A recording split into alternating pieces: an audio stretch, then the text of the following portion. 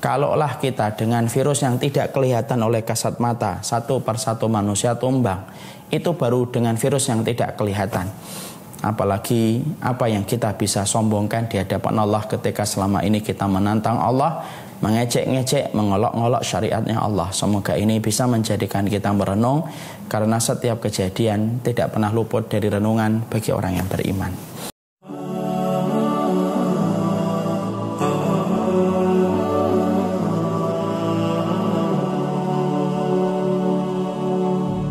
Assalamualaikum warahmatullahi wabarakatuh. Kaum muslimin dan kaum muslimat yang selalu dikuatkan dalam setiap ujian yang Allah tetapkan pada lintasan kehidupan kita. Saya Abu Basam Umar Mita menyampaikan beberapa hal yang kiranya bisa menjadi nasihat untuk saya dan keluarga saya. Dan kalaulah nasihat ini bisa bermanfaat bagi yang lainnya, tentunya tidak ada yang saya harapkan kecuali adalah keberkahan. Menyikapi tentang satu wabah epidemik yang sudah menyebar ke banyak negara, tak terkecuali negara kita hari ini pun sudah mendapatkan sapaan dari wabah yang telah menyebar secara epidemik, yaitu adalah corona yang berasal mula dari kota Wuhan, Cina. Dan hari ini kita sudah mendapatkan banyak kasus terjadi di sekitar kita, dan tentunya kita harus memiliki sikap bagaimana melihat fenomena dan melihat kenyataan yang sedang terjadi, supaya sikap ini memberikan kekuatan bagaimana cara kita melewati ujian yang Allah berikan pada kehidupan kita. Yang pertama, ketika menyikapi virus corona, yang pertama adalah selalu mengimani bahwasanya tidak ada yang terjadi pada kehidupan kita, baik perkara kecil maupun perkara yang besar, kecuali segala sesuatu terjadi atas kehendaknya Allah Subhanahu wa taala, dan telah ditetapkan oleh Allah 50.000 tahun sebelum Allah menciptakan langit dan bumi.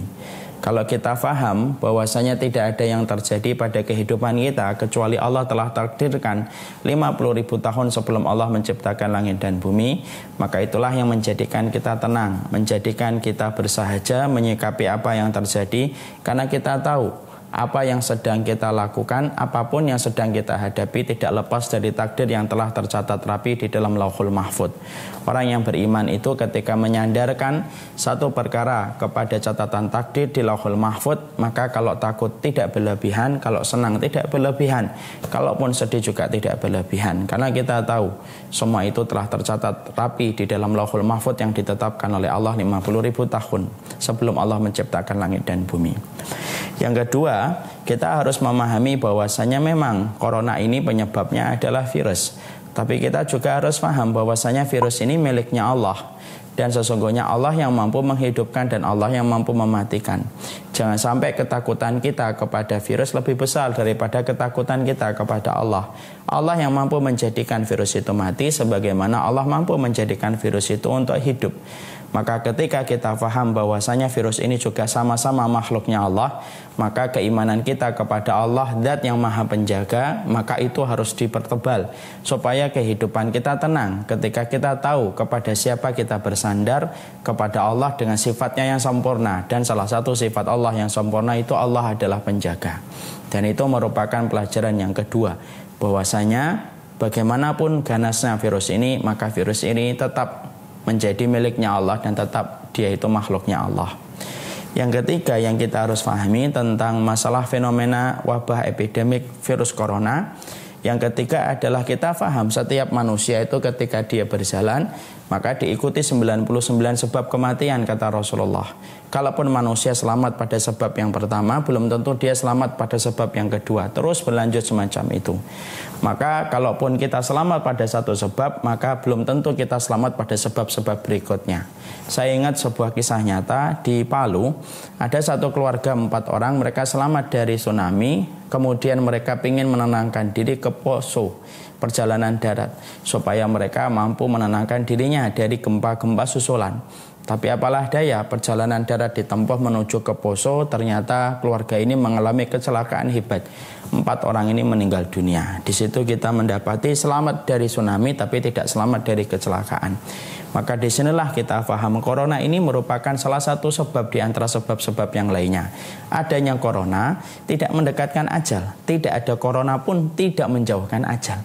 Maka ini adalah salah satu sebab di antara sebab-sebab yang lainnya. Dan kematian kita telah ditakdirkan secara pasti dan tetap oleh Allah per detiknya itu pun tidak akan luput, tidak akan maju 1 detik dan tidak akan mundur 1 detik.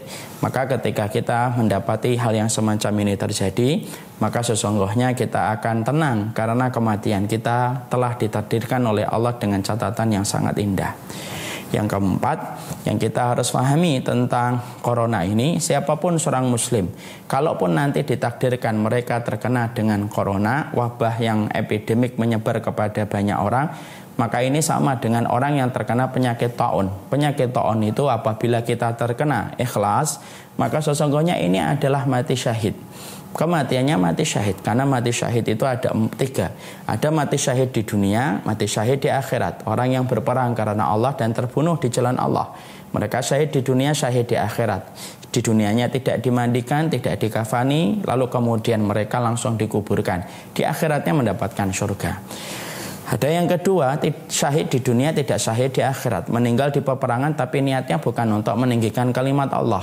Dia ketika di dunia tidak dikafani, tidak dimandikan, tetapi di akhiratnya mendapatkan neraka atas niat yang salah. Ada yang ketiga, tidak syahid di dunia tapi syahid di akhirat. Siapa ini? Orang yang meninggal ketika terbakar, kecelakaan, orang yang meninggal ketika terbakar, tertimpa bangunan, sakit perut, melahirkan, terkena dengan wabah penyakit, maka ini adalah mati syahid. Di dunianya tidak syahid karena dia tetap dikafani, tetap dimandikan, tapi di akhiratnya maka mereka kedudukannya sebagaimana yang mati syahid. Makanya kalaupun ada di antara orang yang kita cintai terkena dengan wabah ini, salah satu kabar yang bisa melapangkan hati kita adalah bagaimanapun seorang muslim yang terkena wabah, maka kematiannya adalah mati dalam kondisi syahid yang akan mendapatkan kebaikan di sisi Allah Subhanahu wa taala. Kemudian yang keempat yang kita harus lakukan ketika kita menyikapi wabah corona, yaitu memperbanyak doa. Karena jangan sampai kemudian kita lupa bahwasanya kita bersandar kepada Allah Zat yang Maha Penjaga, dan Allah menurunkan pertolongan. Pertolongan Allah itu selalu lebih besar daripada ujian yang Allah berikan kepada mereka yang tidak pernah lupa bersandar kepada Allah. Dan sandaran kita kepada Allah salah satunya dengan doa. Rutinkan doa. Allahumma inni a'udzubika minal judami wal barosi wal jununi wasai'il asqami. Nanti dapatkan di sini, atau bismillah la yadurruhu ma'ismihi syai'un fil ardi wala fis sama. Maka rutinkan di waktu yang mustajab, di waktu sujud, di waktu kita pagi hari, di waktu sore hari, di pertengahan malam. Maka rutinkan kita untuk senantiasa berdoa dengan doa yang semacam itu. Karena doa merubah yang mustahil menjadi mustajab, merubah yang lemah jadi kuat dengan doa yang kita panjatkan dengan ketulusan. Jangan sampai kepanikan kita memborong masker mengalahkan kepanikan kita untuk terus berdoa kepada Allah. Padahal inilah yang paling penting.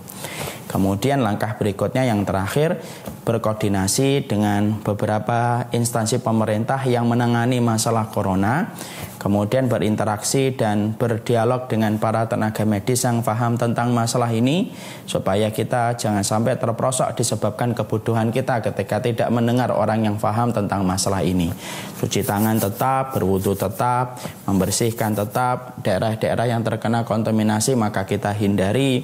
Kalau kemudian kita disunahkan untuk tidak banyak berkumpul atau kemudian dianjurkan tidak banyak berkumpul, maka kita boleh untuk mengikuti itu, karena salah satu metode pencegahan dari merebaknya satu virus yaitu adalah kita tidak masuk kepada tempat-tempat yang menyebabkan kita terkontaminasi, sembari kita berdoa dan berikhtiar sesuai dengan kemampuan kita. Semoga Allah melindungi keluarga-keluarga yang kita cintai, anak-anak kita, istri-istri kita. Semoga Allah mencintai umat ini, semoga Allah mencintai bangsa ini, dan semoga ujian ini memberikan kepada kita satu message.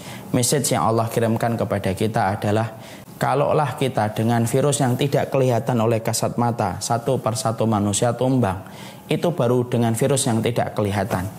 Apalagi apa yang kita bisa sombongkan di hadapan Allah ketika selama ini kita menantang Allah, mengejek-ngejek, mengolok-ngolok syariatnya Allah. Semoga ini bisa menjadikan kita merenung, karena setiap kejadian tidak pernah luput dari renungan bagi orang yang beriman.